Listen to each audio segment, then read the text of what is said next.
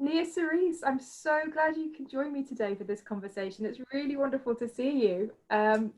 It's been a little while since we've been able to catch up like this. I know, it's so good. I love this time. It's fantastic. I'm really excited for this. So yay. So we've known each other for quite a while now. I thought it might be interesting to begin by inviting you to introduce yourself and to say a little bit maybe about your story of education. Right. So my name is Nia-Cerise. I'm currently at studying at the University of Cambridge. I'm doing my master's degree. So I'm doing an MPhil in education, arts and creativity. So yeah, in terms of my education, where do I start? I mean, would you like me to go into kind of like my personal encounters with like these environments or We met in 2017. I think Yeah. 17, yeah, When you started when you took my applied imagination that was module. it. Yeah, I remember that, and I felt like that course and yeah, that module that I took, it was almost as though it wasn't just I'm going to learn a course. It was a real adventure for me. It was it really opened up what education should look like, could look like, the possibility of that. It taught me about how engaged pedagogy could essentially be, just used in the classroom to really build relationships beyond these kind of like rigid or like stoic relationships and cold robotic relationships I'd had in the past. And so it really just like I began to see education from a brand new lens. And it was your course that I was on that even stirred me to want to now take another course that you were leading, which was the education course that you were doing the year after, I believe.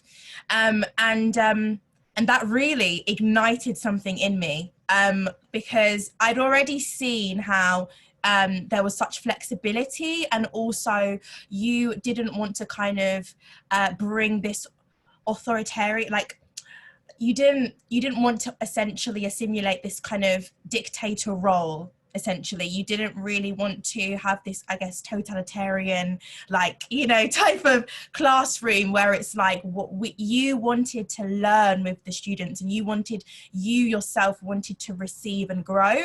And I never really seen anything like that. And that just, I think for me, that was kind of like this weird encounter that I had, essentially just feeling like I've never seen education like this, and I would like to know more. And it grew from there, essentially.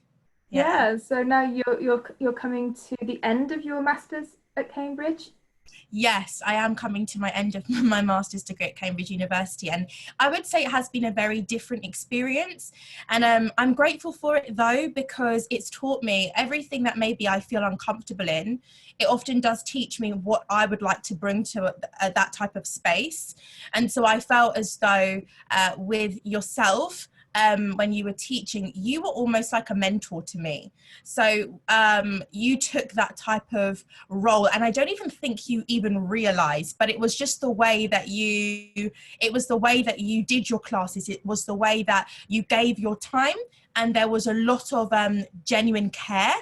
And so I've seen the importance of that, and especially as myself being a Black woman, even being a woman of faith as well, I felt as though, and I've told you this before, you weren't intimidated by our difference, or you weren't intimidated by the things that I would talk about or bring to the table. It was very much very inclusive. We could share, we could learn, and I just remember I was feeling uncomfortable one time about something. I think there was a lot going on in my life, and I just took you to the side of the class, and I spoke to you, and that was that moment of transparency where I could just be real about what was going in my life, sorry. And usually I had faced, you know, that barrier. You can't talk to, you know, instructors in any way beyond like what's going on in the classroom. So you really took on a holistic approach, which I think is something people underestimate, like the power of. And I could just be me. I didn't have to, you know, perform nothing. It was, I could just be me. And that's what a learner should be. So, yeah. That's I find it really interesting to hear about the experience that you had, and also the sense that that kind of transformed your sense of what education could be. What had been your assumptions about education up to that point? Um, Remember?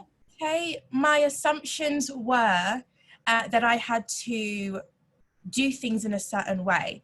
And so I think if we're really getting into it and looking at what universities have become, or what they essentially are, and have been actually, they are not racially neutral places. They are sites of whiteness.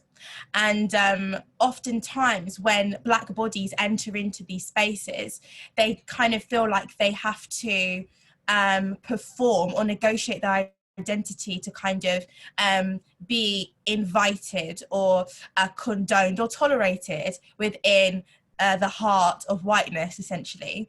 And so when I met you, I felt like you were adamant to resist that. I had been very used to kind of like having to do assignments in a particular way, speak to lecturers in a particular way. There were loads of protocols, like you don't do that with your lecturer, you don't do that with this, you don't do that with this. I felt like you collapsed every single one of those boundaries. And you really allowed us to be free in our approaches. And so traditionally, I have a very creative background, and I would always have to suppress that because it's almost as though, and that is a part of me, you know, and I felt like I would always have to suppress that side because I needed to be more academically rigorous. But you gave us flexibility to actually be true, authentic learners. Many students are memorizing mark schemes. Many students are trying to tick box or tickle the palate of the, you know, of the tutor. Oh, talk about this because that's what they want to hear, or do this because that's what they want to know. You flipped it, and you were just like, be free and do what you know that you want to do. There is obviously the marking that comes with that, but like I know, and that is sometimes a bit daunting. But you gave us the freedom, like you gave me the freedom to bring my voice to my work, to bring myself to my work. And traditionally, I would say a lot of university spaces, and historically, even with education, it's very much very disembodied. You know, you don't want to, it's very objective. The subjective stance isn't valued. It's very, okay, no, push yourself out of this research. Don't be accountable for who you are. You need to, it's that kind of, just kind of that detachment that is valued. Whereas I was allowed to bring myself, and a lot of what we were doing, I was allowed to incorporate a lot of Black feminist theory. I was allowed to, you know, bring myself and have my position myself in my research, essentially. And that is so important. So I loved that. I loved being able to be seen. I loved being able to own my voice as a Black woman. And I loved that you facilitated environments where we could do that. And it wasn't embarrassing or strange for us to cry together, for us to be vulnerable, transparent. And I think these spaces are real sacred spaces. They're special, and sometimes it'll work, sometimes it may not, you know, but you just got to take the risk, because you don't know the beauty that will essentially come out of those spaces. It changed my life, and I know I'm here at Cambridge because of all of that happened. So yeah. I have really strong memories, kind of like physical memories almost, of just the delight of the way that you inhabited that space, both in the classroom and in your assessments, and the self that you brought to it. And just it's one of those times that it became even clearer to me that part of my job as a teacher has to be getting out of the way. Wow.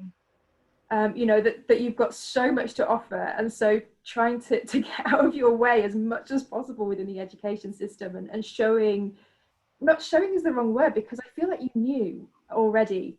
So what am I trying to say? Exploring with you, I guess, how that could be manifested in the educational space, and then getting out of your way as much as possible, as quickly as possible. Yeah, I feel like it challenged me as well, because I feel sometimes we're taught to really rely on the teacher, the lecturer, the professor. We're taught to, you know, almost kind of chase after and do essentially what they would want us to do. And I was challenged because I realized that when I saw that you were being so flexible, especially on the education course, I was confronted with the reality that knowing a mark scheme and knowing what to do and knowing how to get a mark was almost, it being conditioned into me to the point I felt frustrated because I didn't know how to tick that box. And I had to ask myself, what is learning? And what should learning actually be? And what should learning look like? And that frustration, I had to confront myself and say, why are you so frustrated about not being able to know and like tick a box, right? And I think what was unleashed was the aspect of learning, which is, as you said, like an adventure, exploring, being in the moment as well, and not just looking at, okay, how am I going to get through this course? Because education has almost become a means to an end. Okay, yeah, let me just get this out of my way, let me get my grades and get on with it, which, okay, we understand, get the job, fantastic. But I learned to enjoy the process. I learned to not come to a class and just say, oh, what's the point of this? What's the point of that? And I think sometimes I saw that students wanted the classroom to look and be a particular way. And if it wasn't in that way, they disqualified it from being actual learning. And so we need to ask ourselves, okay, what ways have we been trained that into believing learning and teaching should look like? Have we been taught that rest is not part of an essential part of learning? Have we been taught that a teacher and student relationship should essentially have every type of barrier to it? Have we been taught not to get close, not to care? And what is that? Where is that coming from? In truth, a lot of it is a lot of Eurocentric ideals, because if you do go to other countries, South Asian countries, especially African nations, you'll find that there's a lot of deeper mentorship, a lot of learning is done with communities, building together, learning and having emotional relationships, as well as having, intellectual relationships. So we must challenge these ways of thinking sometimes. Absolutely. And I think one of the things that's interesting, particularly, well, I mean, there's so many things that's interesting about what you're saying, but one of the things that's particularly resonating with me right now, where I am, is, as teachers, we don't get taught how to do this.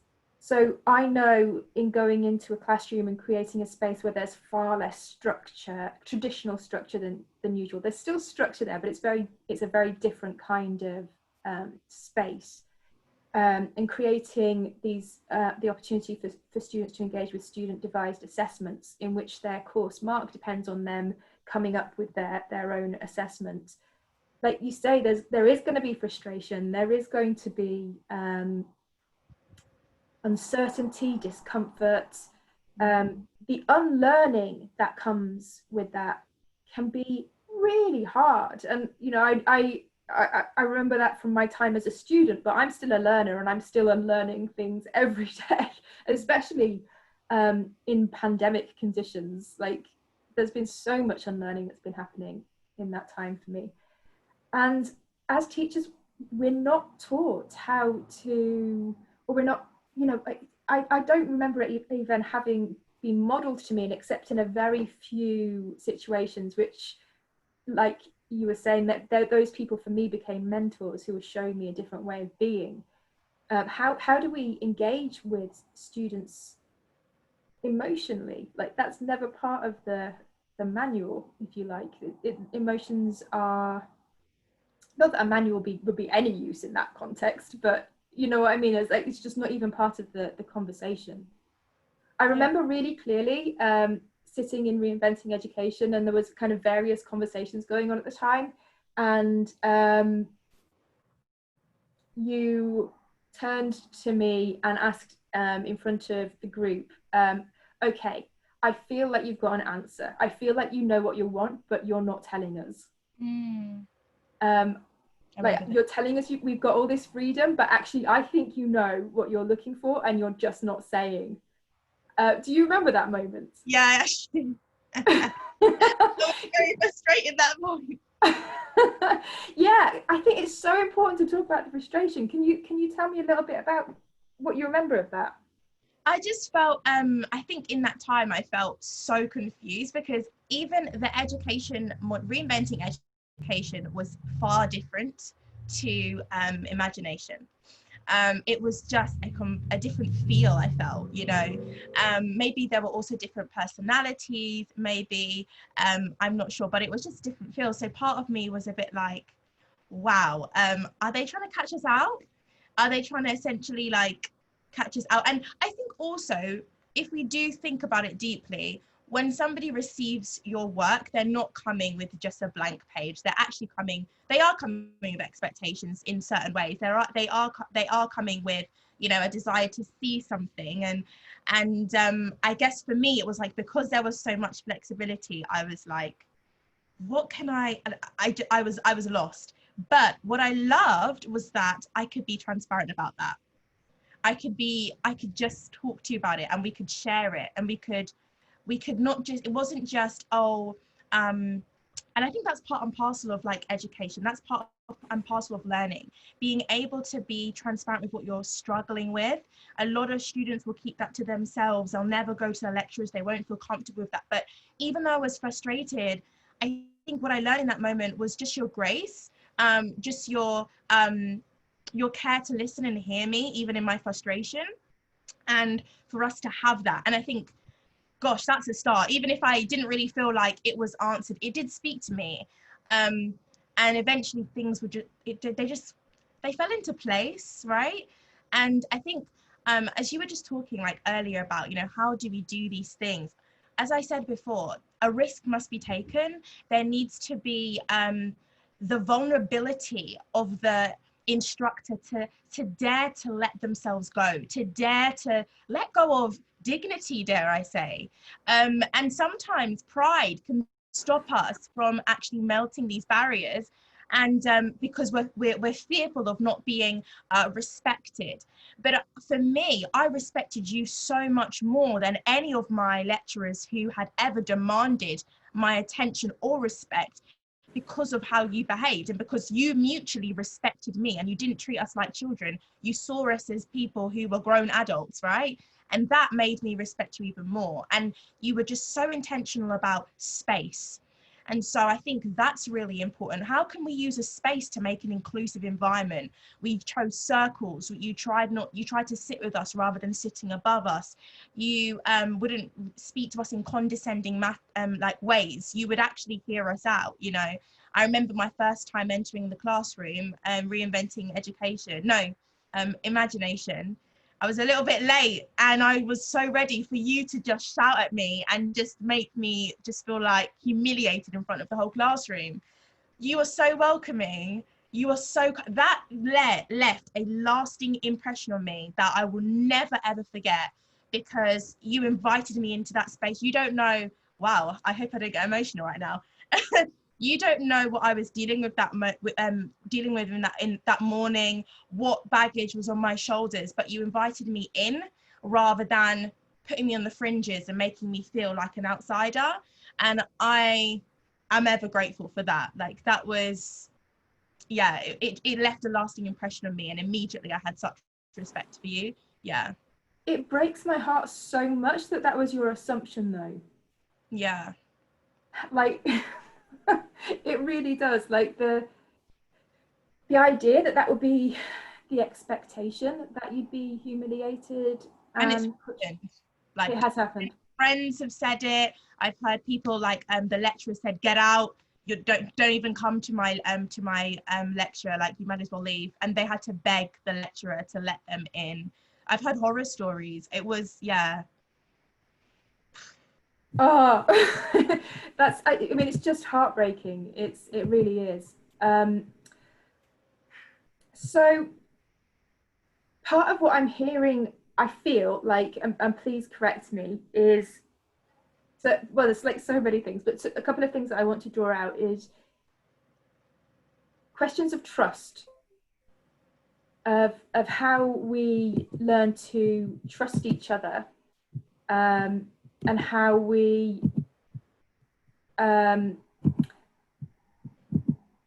can, if that's possible in education systems, what the assumptions are and where we come to with that, like the idea of relationship. Because for me, that day that you said to me, I think you're doing something, like I don't think you're being honest here, basically. And you said it in front of the class, and you said, like, I think what you're saying isn't matching what you're actually asking of us. And I think you've got a secret answer that you're looking for that you're not telling us. That was so important, because your courage in sharing that in that moment in front of the room meant that there was a whole space that opened up, and a whole kind of opportunity then for other people to say, yeah, I'm not like, this doesn't feel right to me either, like this, this isn't my experience of what assessment is like, or what teaching is like, or what, like, I don't see how this works, or whatever it was. And giving voice to that felt so important. And so that sense that in that moment, and in many other moments, you were co-creating teaching and learning ethos with me, like we were creating the culture together, felt really, really important. And I just wonder about that idea that teachers can co-create a way of being and learning together, and a culture in a classroom within a community. Is that resonating at all? Or Yeah, no, it definitely does. And I think if that is a teacher's desire, they definitely have to be intentional with that from the beginning. So it's much harder if you just try and switch up the culture of something midway.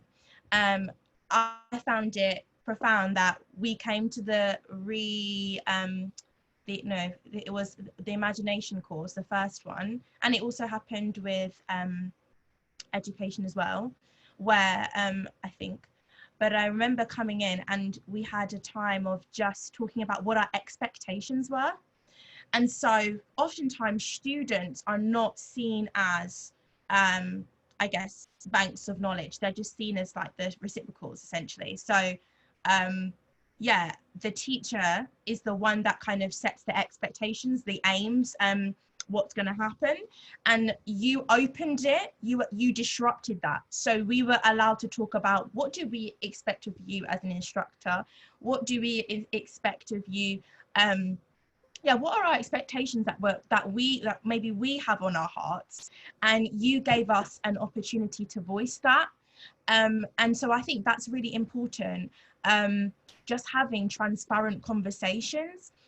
We sat in circles, as I said before, and you know, were just very sensitive. Like, what do you want to be called? What are your pronouns? Like, what is that? And like, you showed us that you cared. You were the only, I think, lecturer out of my university years that has actually done that. And so greater sensitivity to the people that you're working with, and understanding, okay, these people are coming from different backgrounds, they're coming from different places, different life worlds. Okay, so let's have a transparent conversation, and let's even talk about what we want this environment to look like. Oftentimes we go into an environment and we expect people to just think, well, you know, if I do this, then that's how the students will respond. No, a lot of students will not do that. They have to essentially be given a license, or like or at least like encouraged to speak up, right? And so you really did cultivate that from the get-go, and that allowed us to form that trust. When we had the conversations after classes, those were some of the times I was like, oh my gosh, like Naomi's so cool. And we could just like I'm not. no, you are, and everyone could just like laugh, and it was like, wow, just really yeah, just having that natural conversation with you. And that's really important. So I would say from the get-go, and also having check-in points, like being vulnerable is one of the most beautiful things. Like, am I caring enough? Am I doing, you know, what you would like? And you guys had checkpoints. You wanted to check in with us, like, is this okay? Like, how are you finding it? And it wasn't just, okay, one conversation at the start, right, that's it. It was ongoing. And we must realize that relationships are ongoing. Relationships grow, relationships change. There are, you know, things that you have to talk about in relationships in life. And the same with the classroom relationship. You know, if you're trying to water and work together, it's like, okay, are we doing this right? Are we hearing you?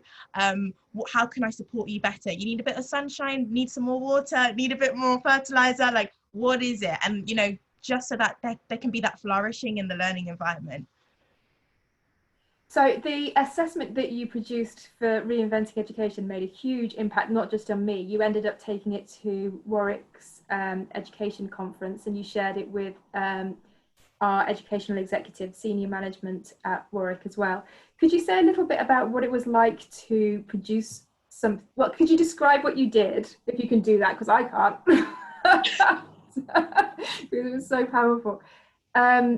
It was embodied, it was emotional, it was insightful, it dove deeply into a critical engagement with education and what education can be. It still remains one of the most powerful taking apart of education that I've ever encountered, and I'm still hoping you're going to record it someday so I can share it with everybody. So that's a very like a general description of it, but if you could be some more specific, that would be amazing. But like, I also wonder what it was like as an experience to make and share something like that. Gosh, this is a huge question. So obviously we were designing a utopia, and so for me, I had to do it in a way that was embodied, essentially because I wanted to demonstrate that a creative classroom is not simply in a room. It's actually even in the person specifically. And so oftentimes we see creativity as this like external thing. We see it as, oh yeah, you know, tap into the creativity around. But I really believe that my utopia essentially is when we are allowed to embrace it internally. We're allowed to really, really just experience that, live that. And I wanted to express that. I wanted to show people that, you know what? It's not just about a room. It's the bodies who are in this room. It's the people who leave the room and where they go and what they're going to do with that, how they're going to impact the world with what they have actually developed internally inside of them. And so I wanted to just really demonstrate that. And it was such an emotional process because for me, when I was unpacking a creative classroom, it was so much more than just like arts and crafts. It was a place where, you know, I truly believe that when people are authentically creative, they are open to change, to different molds, to different people, to different places. They're embracing of all types of people, of all creativity almost like defines, it's like a almost like a love essentially, you know, because it's just, you know, this kind of selfless and open entity almost that is just so welcoming and just wants environments to flourish and never set boundaries to learning. It's always open to breaking glass ceilings. It's always open to essentially like, you know, going beyond what we know or we're used to. And I really wanted to even unpack that. And I also wanted to engage with how certain practices that are seen as I said before, like less academically rigorous, such as, you know, drama, performing, all of these things, how actually integrating these types of things into our learning could actually be so freeing and just like so emancipating as well. I wanted to show the strength in that. And the reason why it was so emotional, and I think I even got emotional after I performed it as well, was I was looking into a lot of Black history at the time. I was looking into how Martin Luther King had basically done, you know, his marches, and how it was the photographers, the photographers taking the pictures and showing the atrocities of them getting beaten up, that led to worldwide change. And I thought, you know, it's funny, we can underestimate a picture, we can underestimate the photographer, we can underestimate these creative tools, but actually we've underestimated how they've transformed, provoked change, literally shifted like the course of history. And that's why I think I was even discussing how even with slave owners, no one really wanted to bat a second eyelid at what was going on. It was only until people started to draw inside of the slave ships, it was only until people started to actually write slave narratives to explain to white people the atrocities and their experiences, using heartfelt, emotional, and creative responses to this, you know, abomination that was going on, that people started to work towards freedom fighting, and people started to say, we can't, this is immoral, we can't do it. And I thought creativity is so underestimated, like it's so undervalued. And we need to bring it back. We need to revive it, and we need to even revive our understanding of it, because it's not simply, as I said, just performing and drama and all of these types of things. It's even in your heart, like your openness, your perspective, your, oh gosh, I'm saying so much, but it's really just like being flexible in that learning environment, and being willing, as I said before, to not just want to know an answer, but to enjoy the creative process and that learning process, right? To grow in learning. So I hope that kind of gives a little glimpse into what I've created. Well, that links as well, from what I understand, to the research that you've been doing recently, and we've shared some messages back and forth, and I've been really excited about the shape that your research has been taking, and the creative decisions that you've been making in quite traditional academic spaces. I don't know if that's a fair summary of it. Could you say more about the research that you're doing at the moment? Oh, fantastic! Yeah. So I've had quite a difficult time at Cambridge University. It's been quite difficult, and I found that, you know, there were times in which it almost felt as though I did have to kind of conform or adjust myself to the white space, essentially. And it was such a journey for me, where I was just growing and like being challenged, being pushed. There was so much that I didn't, you know, there is a lot of tradition here.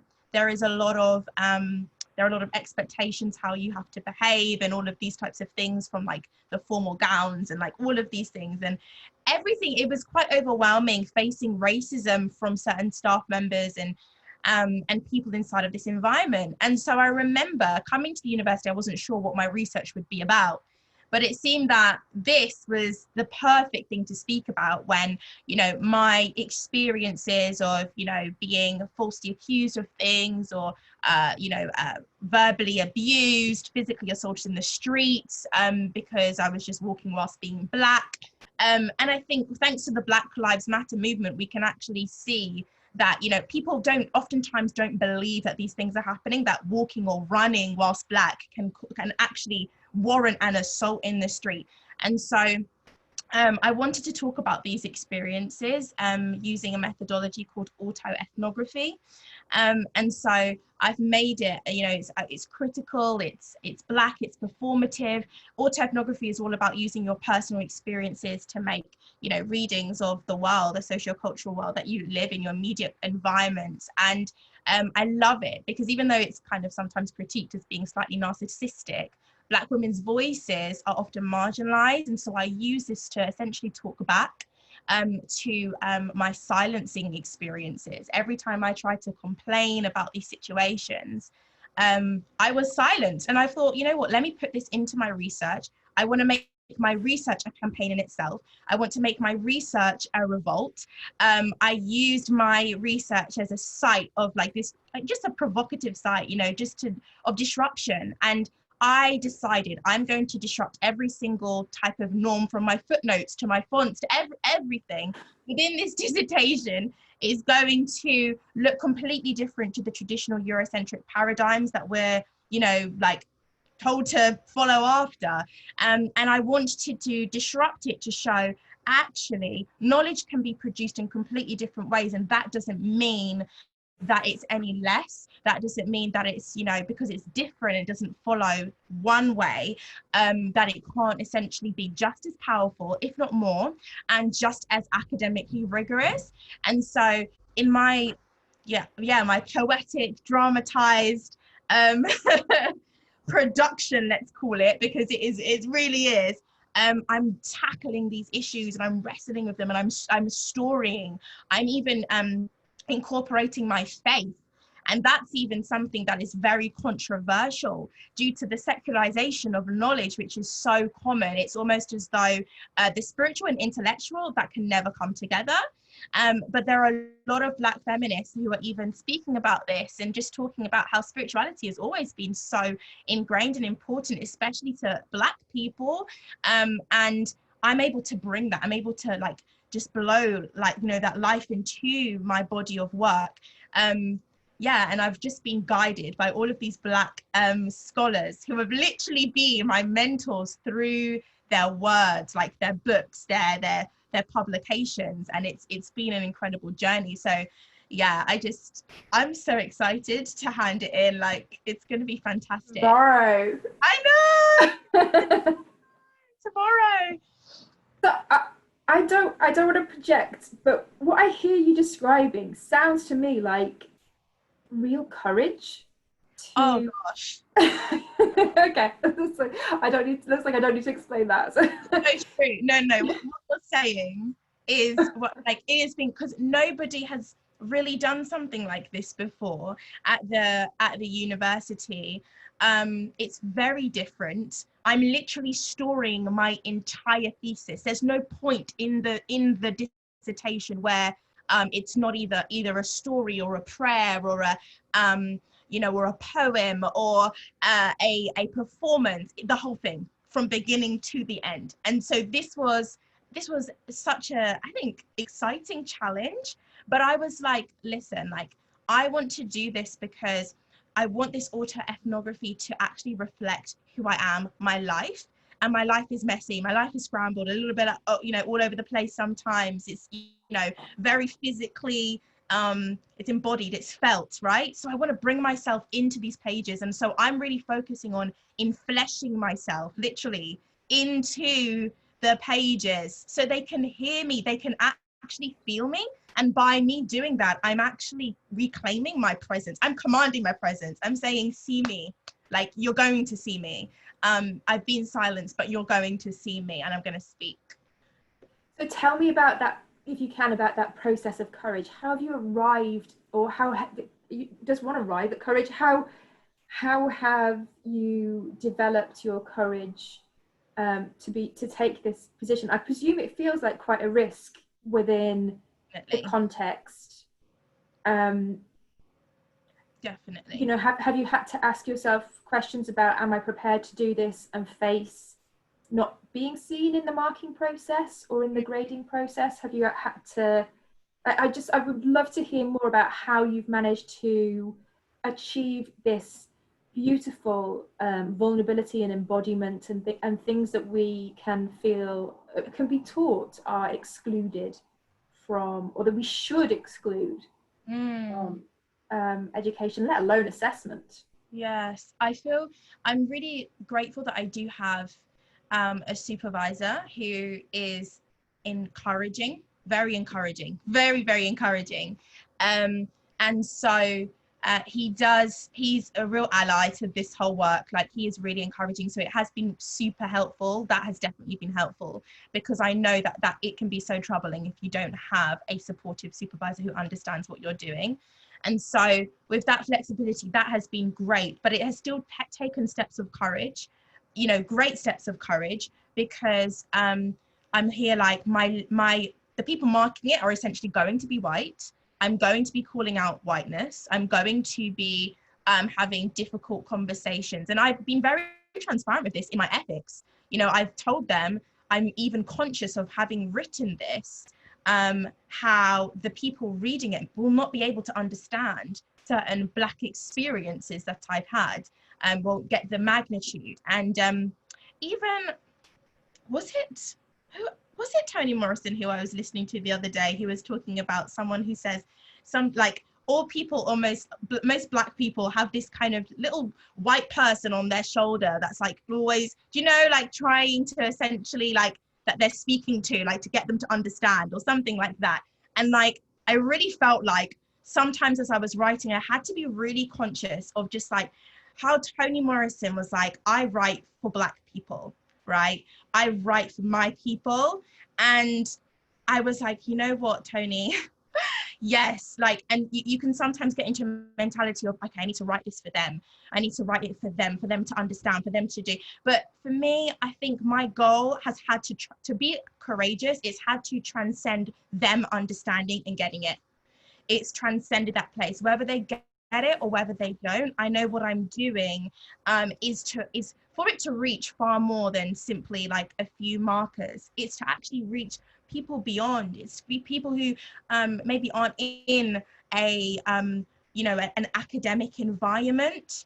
And so that essentially is what education is meant to. I wanted to write a dissertation thesis where I can actually literally give it to someone and be like, do you get this? Do you read it? And they'll read it and they'll say, I understand this, and I've learned so much. And it's not just waxing verbose and just, you know, I'm going to be so fancy. No, it's like, wow, I get it. And I've learned something. And that's what education should be about, sharing knowledge, not this type of kind of, oh, I'm just going to use fancy words so that only I can understand this coded language that only a few elite academics can get.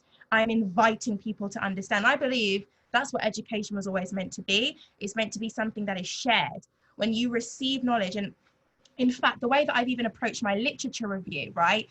Oftentimes people, when they talk about their literature review, they might say, well, this was my leading question of like what I use for the literature review to like guide it.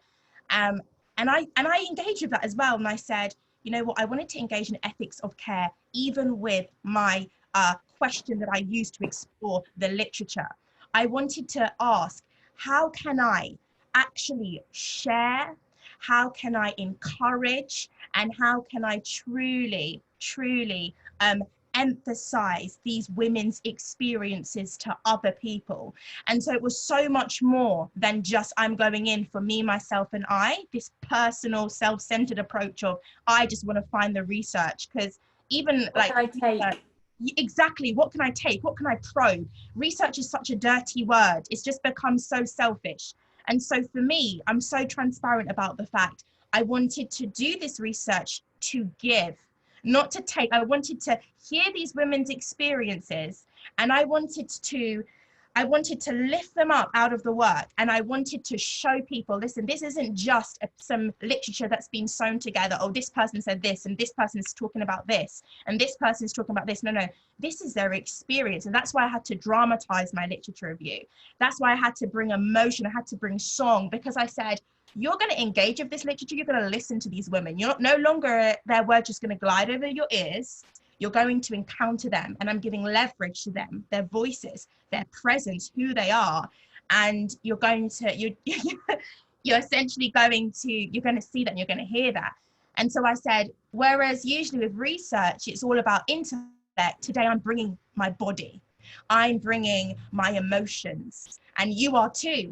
This is going to be a very new type of, you know, process of engaging with literature. And this is what we need to be pushing, because we think there's only one way of doing a literature review. There's only one way of doing, you know, certain types of things. Even my research questions, they're birthed through me having an intimate conversation with Audre Lorde, and then me even, yeah, and then me having a conversation even with God. And like, I wanted to embody that, because even with me, the way I see the world is through different vantage points from both my faith, from both like going into the literature and like you know, the women, the Black women who inspire me, and all of, I wanted to encompass that. It's like literally my dissertation has felt like a heavenly mandate. And literally the Black women who have done similar research to me have literally said the same thing. Like Robin Bollon said that it felt like a calling from God.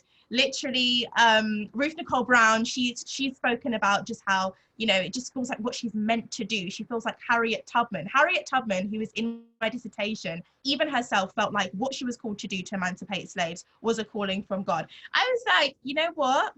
Yeah, this is how it feels. Like, let me not remove these elements and these parts of me. I'm going to bring myself to this work, because essentially I've been trying to like remove, adjust, silence, pipe down, and now I'm going to roar. So, yeah. You are roaring. You are roaring. So, tell me your vision. You've already touched on this already, but I just want to give you some space. Tell me your vision for education. Make your call. Make your call and response. Let's hear it. Go for it. Well, my vision for education has completely changed. You know, for me, I see education now as such a gift. Before, I saw it as something that was a compulsory, you know, thing that you have to kind of just get, you have to, you know, just do. But I see education as something that is now lifelong. I see education as something that it shouldn't have restrictions on it. There should be elements of freedom. Education should be freeing. Education should be emancipating. Like, it should not be so just, you know, rigid and suffocating. And so now I see education as even my tool as a Black woman to break out, to even also, it's so beautiful. I said to one of my friends the other day, I said, this dissertation that I'm doing is not just for me. It is for my children, or those in the future who I come across, right, who I will speak to. It's so much more than I just want to exalt myself. I just want to get my certificate. For me, education is something that I believe can even go into generation to generation. Seeing my courage and my steps that I've taken through education, if that's all I can give, if that's all I can say, listen, I took courageous steps in education. This is an example here. You can do it too. That's what I want to do. I'm challenging this capitalist, like imperialist, like just type of, you know, self-centered me education, so that I can kind of be this puffed up vessel of knowledge, this, you know, all-knowing kind of thing. I don't think it's really education if other people don't know what you know. They can't. No. You know, so that was a very messy response, but we love messy, so. That was a response of extraordinary clarity to me, actually, and I just want to express my gratitude to you for what you've shared today, Nia-Cerise, but also all you teach me and all you continue to teach me. I'm so grateful. I'm so grateful that we started to get to know each other all that time ago in 2017. Oh, amazing. And I'm so thankful for our ongoing conversations, and I'm really excited that we can share this one more widely. Oh, me too. Thank you so much for inviting me on. You're amazing, Naomi, honestly. I'm gonna have to edit that bit out now.